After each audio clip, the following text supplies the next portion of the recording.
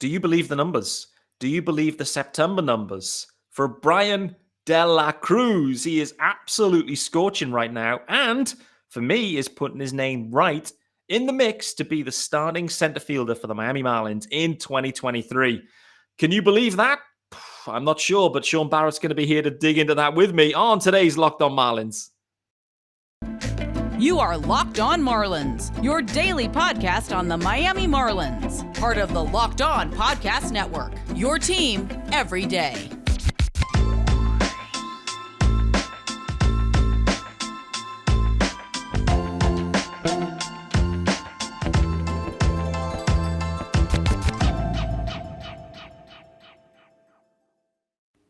Greetings from England and welcome to Locked On Marlins, the Wednesday episode of Locked On Marlins. Thanks for making Locked On Marlins your first listen of the day. I'm your host and British host, Peter Pratt.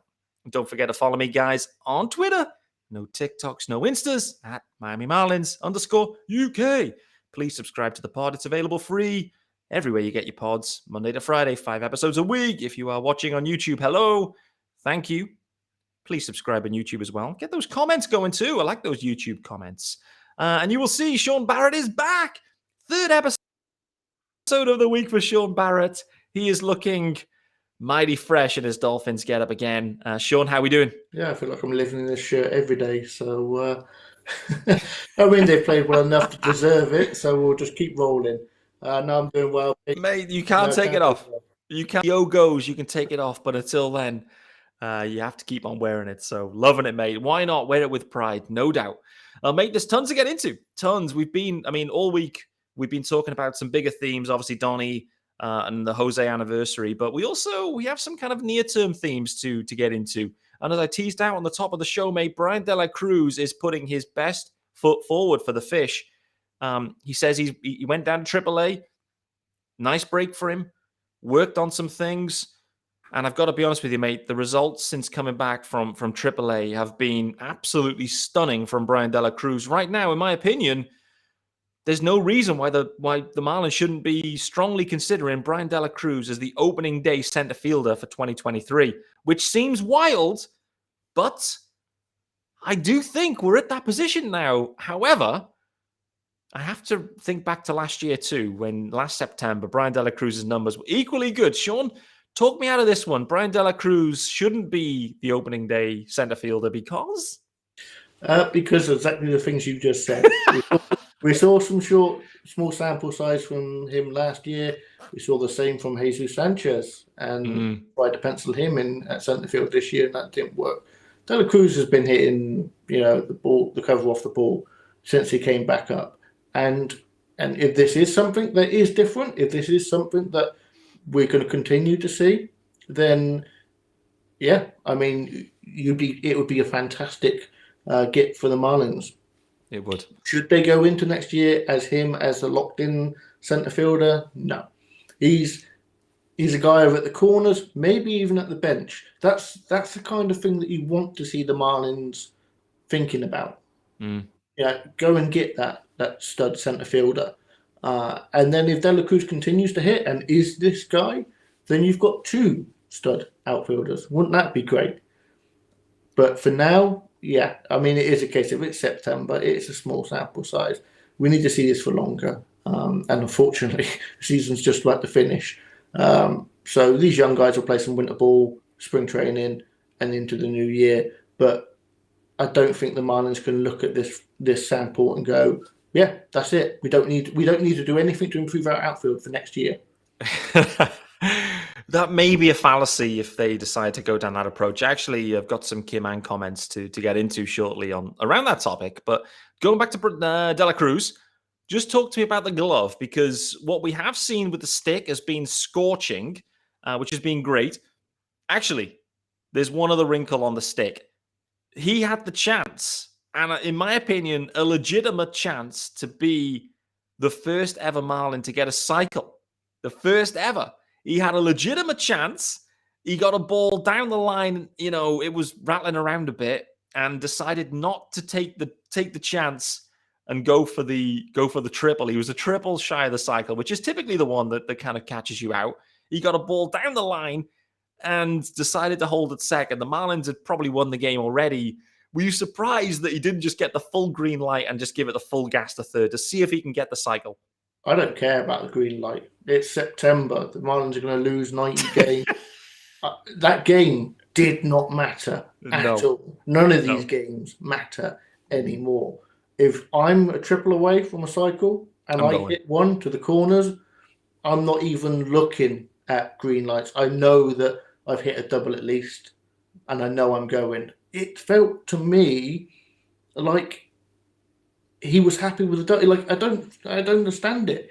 Maybe he forgot. He could have forgotten, you know. He was running for that double.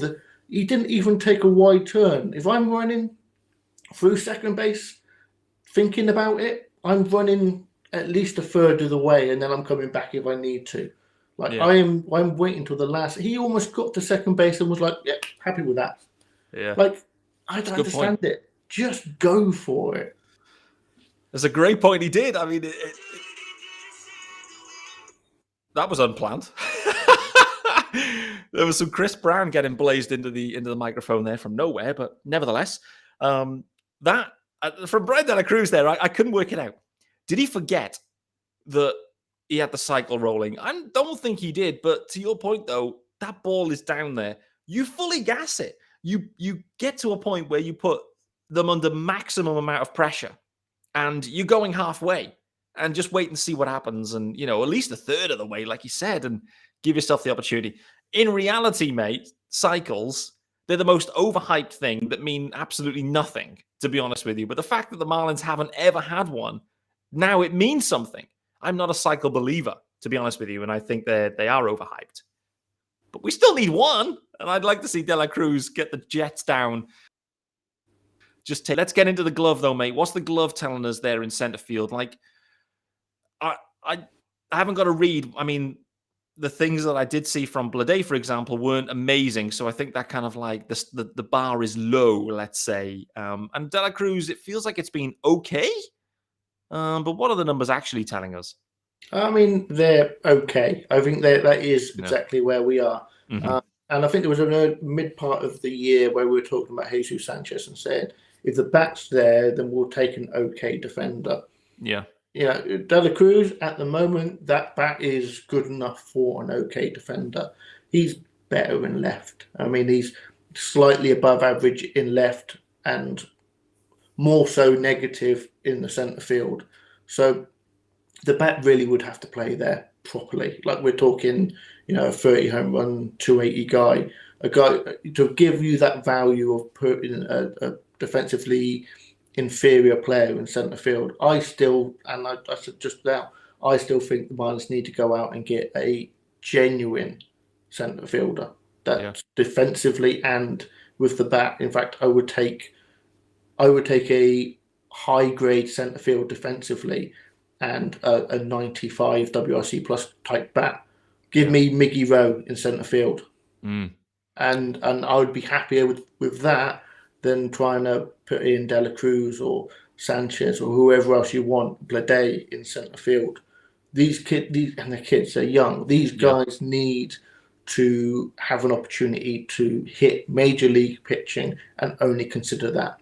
Give me a guy that can play the position, have some speed, because invariably if you're a good centre fielder, you can have some good speed. Yeah. And the bat, I'll take what you can give me. Up the middle, centre, short, and catcher, I'm not too worried about the bat. I think you can build a winning baseball team with defensive guys up the middle and give me the power from everywhere else. Speaking of power elsewhere, were you shocked? Maybe that's slightly overzealous in terms of a word, but were you shocked the fact that Peyton Burdick was recalled? Jesus Sanchez wasn't, because Jesus Sanchez has been absolutely lighting it up in AAA as well. For me, didn't make a ton of sense. Like Peyton Burdick, okay, maybe he's just going to be riding the bench, which actually he has been. Nevertheless, though, Sanchez, the adjustments look real. It didn't make a ton of sense not to bring him up. Like there was that opportunity. Now Avi Garcia's rehabbing this hamstring with 3 games to go or whatever. I mean, just shut the guy down. Like don't worry about Avi. But were you shocked that Jesus wasn't recalled and Peyton Burdick was? I think shocked is, probably overhyping it, as you said. Yes. But he can't have done any more to deserve not another shot, because it wouldn't be another shot. But, some major league at-bats with the rest of the organisation. Like, he's hit so well down there, and I for one, was, pretty surprised that it was Burdick. And as soon as that news was released, I was like, because me and you get regular updates on Sanchez, it was a case of, well, Burdick must really be hitting the ball. And I went down and went and looked, and no, not really. Okay, no. He must be playing mostly at centre field, and that's what they want to bring up. No, that's not the case. Just, I don't understand why they brought Burdick up over Sanchez, other than they really, really just are out on him. Yeah, it did make a ton of sense to me. I have no idea why they went down that path. I mean, maybe they just thought, you know what, leave him down there, continue this hot streak, finish the year, do whatever. But I don't know. I would have liked to have seen, De La Cruz has gone, fix something, come back up. He's raking. Great to see. Wouldn't it have been great if Jesus Sanchez came and did the same thing? Okay, maybe it's only for 2 weeks, but they have the spot in right field. They have, there's no need for Brian Anderson to be there. John Birdie was playing left field the other day as well. There's no need for Birdie to be playing left field. Brian Anderson, right. Heider Encarnacion's been on the bench all week, and then he gets a game in right. There's enough at-bats and enough opportunities in the corner outfield for Jesus to come up and get some decent amount of playing time. And just see, as he made the adjustments, yes or no, the clock is really ticking on Jesus Sanchez. And to your point, though, Shaun, maybe the Marlins maybe they're fully out. But with this managerial change and maybe a direction change, I don't think the final decision be made on any guy yet. So we'll wait and see. Nevertheless, let's get the first ad done. And I also want to segue into, I briefly want to talk about Lewin Diaz, speaking about another guy the clock's ticking on. I also want to speak about Sandy Alcantara, another guy the clock is ticking on for a different reason. And then I also want to finish up today with some bullpen talk. Yes, sir, we're going to have some bullpen talk. We never talk about the bullpen on Locked On Marlins, but today, yes, we are. However, guys, it's my pleasure to bring you my favorite ad. And it's been a wild one, no doubt. This has been well received. Summer is winding down and the nights are getting longer. But the breeze isn't the only thing that's getting stiff. That's right. This episode is sponsored by our good friends at Blue Chew. Guys, we all know that confidence can take you far in life. That's especially true in the bedroom, especially when it's time to step up to the plate. That's where Blue Chew comes in. Blue Chew, it's a unique online service that delivers the same active ingredients as Viagra, but in chewable tablets and at a fraction of the cost. Sounds amazing. You can take them anytime, day or night, so you can plan ahead or be ready whenever an opportunity arises. The process is simple.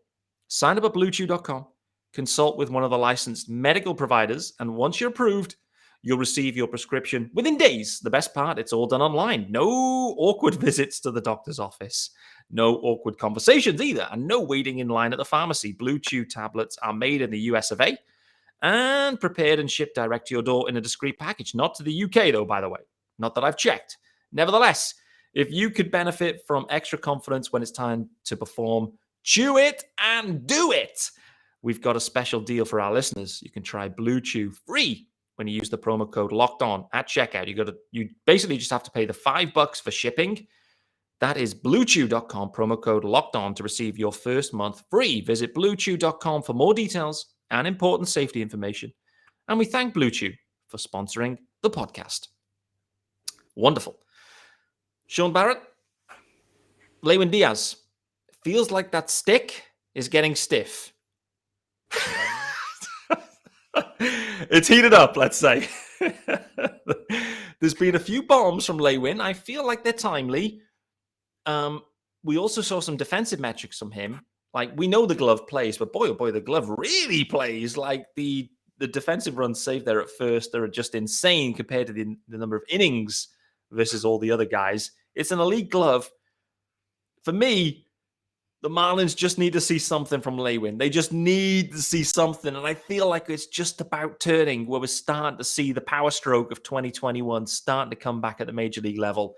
Any encouragement for you on Lewin Diaz in the last week or so? Encouragement? I'm not sure. I mean, the power's there. There is some genuine long power there for Lewin.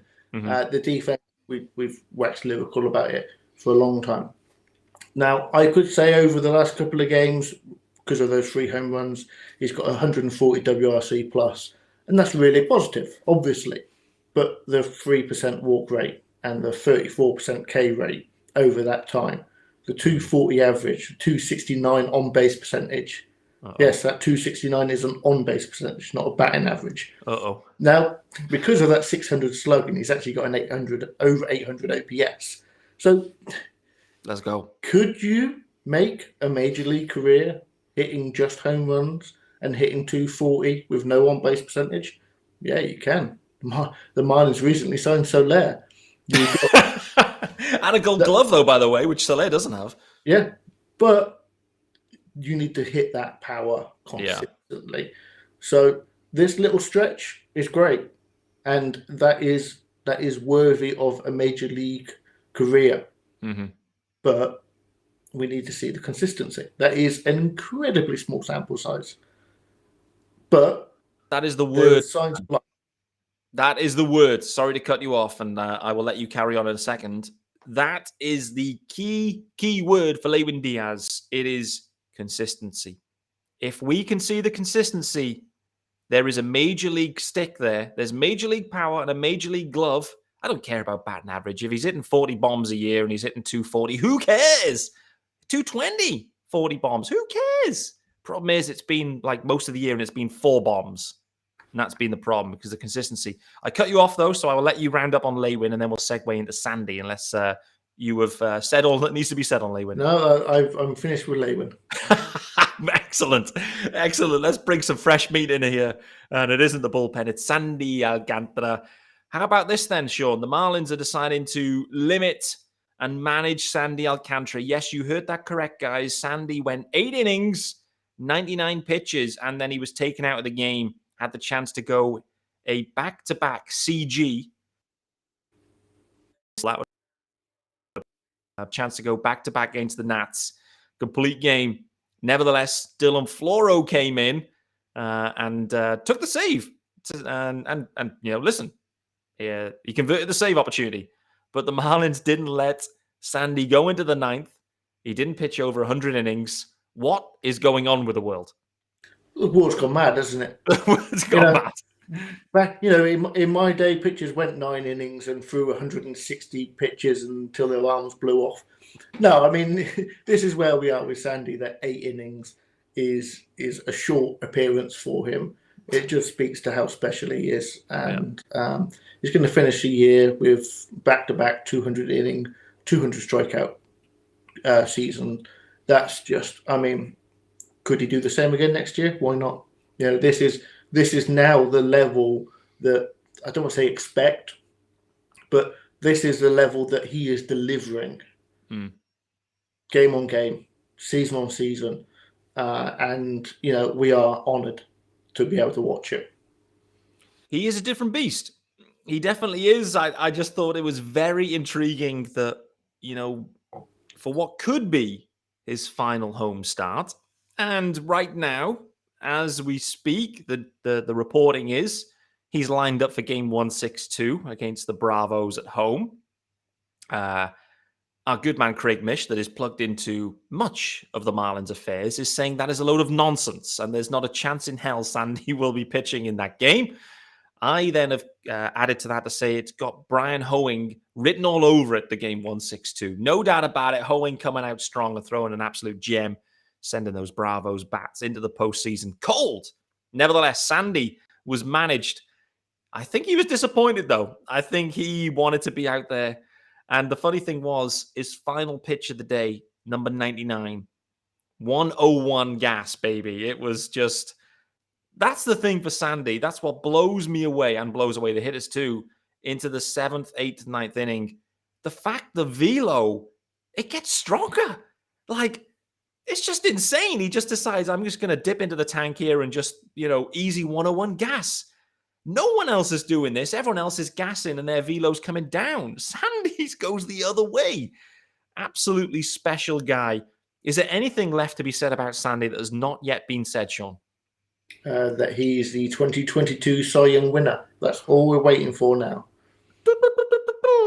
Yes, sir. I wish we had some sound effects for that one. That would have been perfect. But yeah, I'm with you, mate. I saw some people tweeting saying they should have just brought the trophy out there and then and just gave it to him, on the field.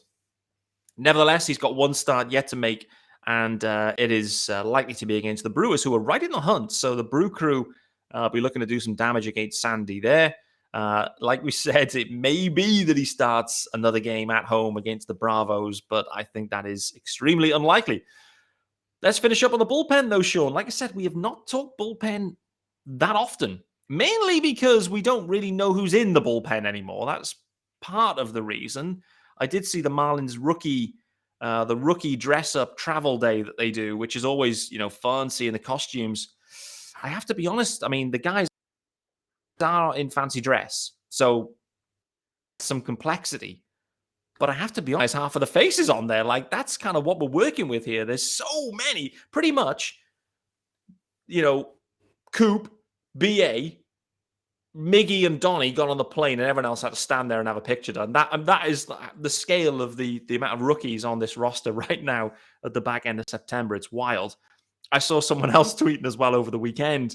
There was a few players meet at a game. Someone cropped, I think, Jake Fishman's face and said, "Who is this fan?" Who's the fan? It wasn't a fan. It was Jake Fishman. They just never seen him before. Absolutely hysterical. Anyway, Shaun, talk to me about this bullpen, mate, because, actually, first question. Let me start with Dylan Floro, because we were just talking about him. He came in and got the save there for, in Sandy's last start. The question I've got on Floro was, how big of an impact do you think that actually had on the Marlins this year? The fact that he got hurt when he did and he missed the time and it took him a ton of time to get back going. In my opinion, I think he was locked in as the closer for the Fish. And I think him going down actually had a much bigger impact on this year, particularly in the early days, than maybe we kind of take credit for. What about you on that one? Because I know we haven't spoke about that really, for some time at least. So Floro going down hurt, how big of an impact on the Fish this season? Oh, massive. Because, he was probably penciled in as that closer. And when he came back, the numbers were, was he rushed back? I'm not sure, but he certainly wasn't right, or he certainly wasn't what he could be. I think now the numbers are starting to balance out a little bit. The numbers for the season look pretty tidy. I think going into next year, I don't think, well, it depends. We're going to have a new manager. We don't know what the situation is going to be like. Whether it's going to be a closer by committee or whether it's going to be a locked-in closer like Matt and Lee like to have, but he will be in that discussion. Coming into spring training, it will be a case of he'll either be the de facto closer to begin the season, or he'll be part of that committee to find out who's going to be the guy. That's on the assumption, and I'm pretty confident of this, that the Marlins don't bring in a stud reliever to take over from that role. This is the Marlins we're talking about. So I think it is a case of Floro will have every opportunity next year to be the closer and, and earn himself a lot of money. Let me just read you a quote from Kim Ang a second, just on that point of whether they're going to bring in a stud closer in the offseason. I think the record is not indicative of the talent that we have on this club. Kim likes this roster. Of course she's going to say that. She built this roster, so she has to say that. But nevertheless, I do think the impact of Floro going down, particularly earlier in the year where Bender was really thrust into the role and, tried his best, but it was clear that it wasn't working. Then the domino effect starts to impact. They start just kind of trying to work anyone into that role. The point you made there, I think, is a really, really interesting one that I hadn't thought about before this episode. So thank you. The fact that Donnie is Donnie. Donnie was Donnie. What does that mean? 9th inning, one guy. Probably 8th inning, one guy. That's just how Donnie liked to manage his pen. And who knows what the new manager will bring and what their outlook will be. And so all of a sudden, the old days of 1/9 inning guy may disappear. I don't know. I'm intrigued to see how it pans out, but the impact of Floro going down definitely hurt us early in the year. The Bassman was locked in the 7th, did his job. And Okert, I have to be honest, early in the year in particular, was really nice as well. So like Bass and Okert were great. They just couldn't figure out the 9th.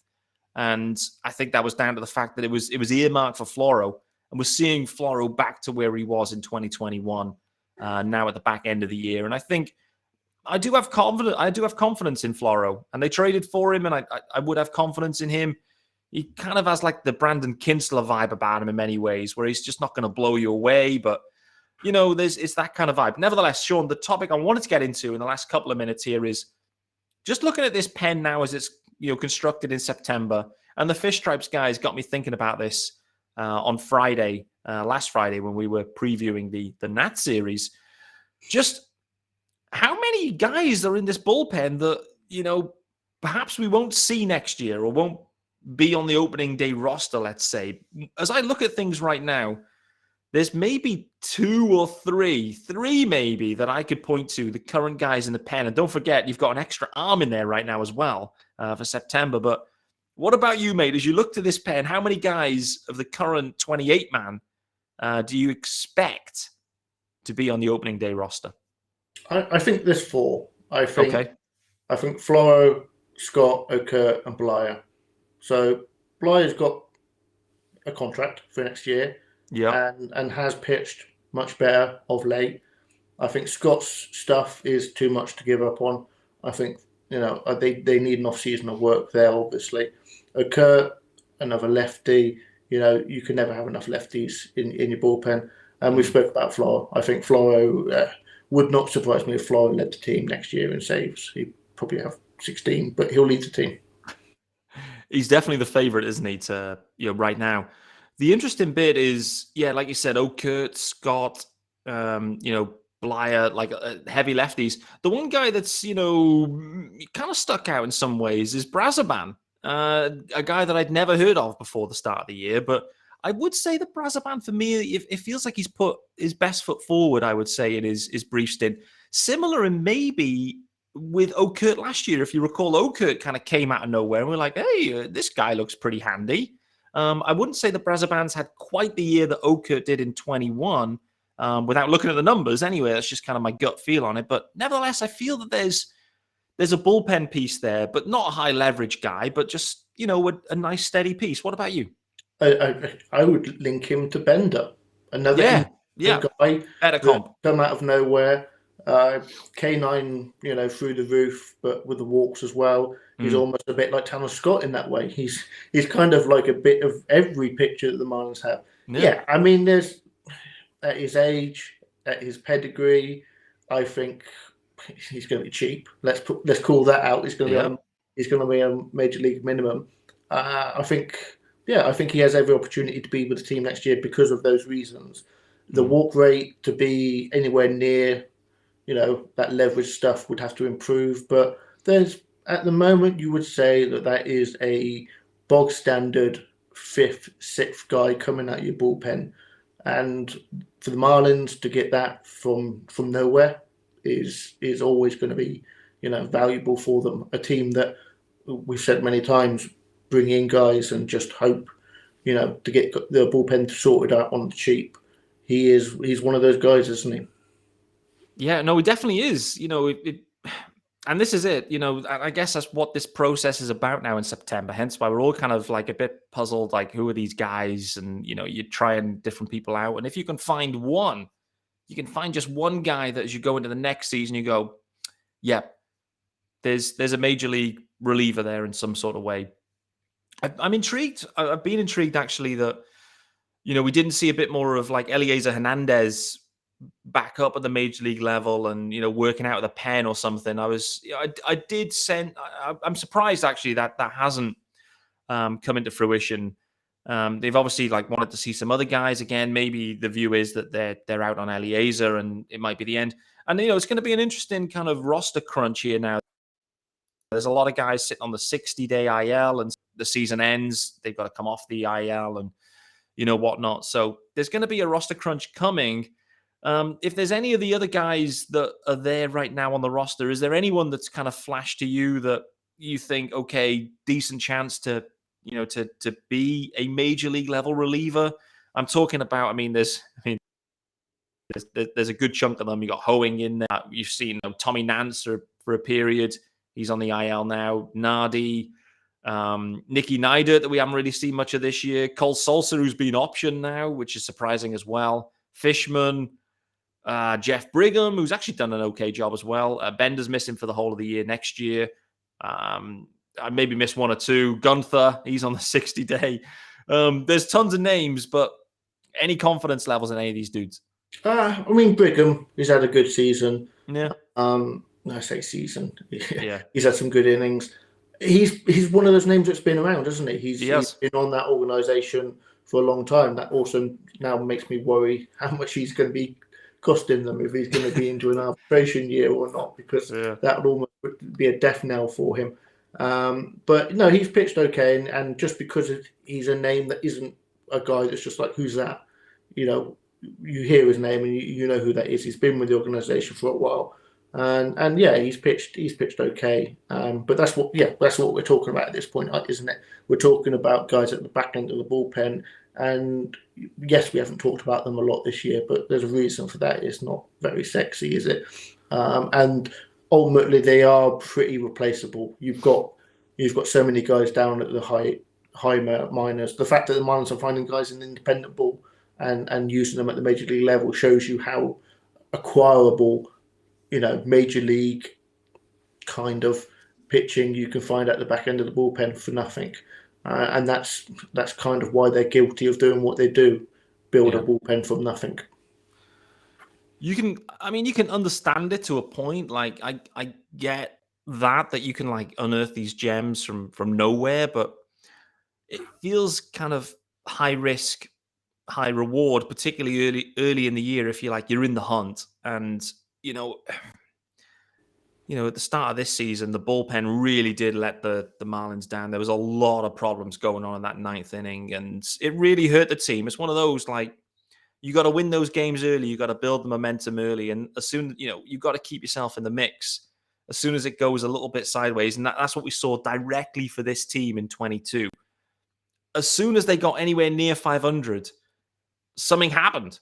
And mentally, I don't know what it was, where they just fell apart and just went on a terrible losing streak straight away as soon as they got in sniffing distance. And a lot of that comes down to the bullpen. It just wasn't well pieced together. And the Floro element of that, I think, really hampered them. You do work backwards from the ninth, you would assume, right? Particularly Donnie, like he works backwards specifically from the ninth. Whoever got from the ninth, bang. Whoever got for the eighth, bang. And it all works off that. Problem was his ninth guy wasn't there. And then it was like, uh-oh, what do we do now? And it was kind of funny, the whole Tanner Scott thing, just listening to Donnie, post-game presses after a Tanner Scott outing. Like Donnie was almost just laughing, going, it's a bit of a rodeo out there. We're having fun. And, it's a bit up and down and, whatever with Scott. And the stuff's there, but so are the walks and the control is a problem. Clearly, that's not the type of guy you want in the ninth inning. Like, there's some nice outings, there's some bad ones. I mean, if you're serious, you just can't have a Tanner Scott in the ninth inning, can you? No, you can't. I mean, you need that consistency. The guy doesn't need to be lights out, every single night, but he needs to give a representative, appearance. Like there were games where he was striking out, almost aside, and there were times when the walks were just getting through the roof, and you can't trust in that. I mean, the guy that you trust the most this season in the ninth has been Sandy. That's the point we're at. Like, I know. If Sandy goes 8, you don't feel comfortable in the ninth. No.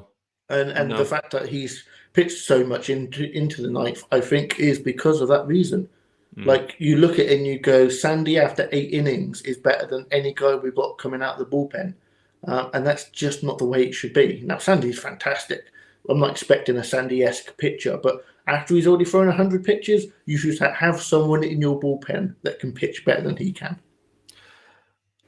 I think there's no better way of summarizing the bullpen of, that is the perfect way. I mean, Sandy is sensational. However, there's just no trust for anyone in the pen all year, and Sandy's asked to keep rolling. And Sandy wants to keep rolling too, so we shouldn't forget that. But at the end of the day, it isn't Sandy's call, and it's other people's calls to make. And the call they've made is, let's leave Sandy in because he's going to give us the best chance of winning this game over and above Tanner Scott et al. That was fun getting into the bullpen. We haven't done that for a long, long time, if at all, this season. So that was fun. We're over on time as well. It's 35 minutes. So that's a bit of bonus time for you on Wednesday's episode of Locked On Marlins. Shaun Barrett, the UK GOAT, absolutely pumping it out with me this week. That is 3 episodes on the spin for Shaun Barrett. Thank you so much, brother. Guys, thanks for making Locked On Marlins your first listen of the day. I hope you've enjoyed this one. Bryan De La Cruz, to me, will be the starting center fielder for the Marlins in 23. Sandy Alcantara will not be pitching in game 162. And the bullpen, work to do. Back tomorrow, guys.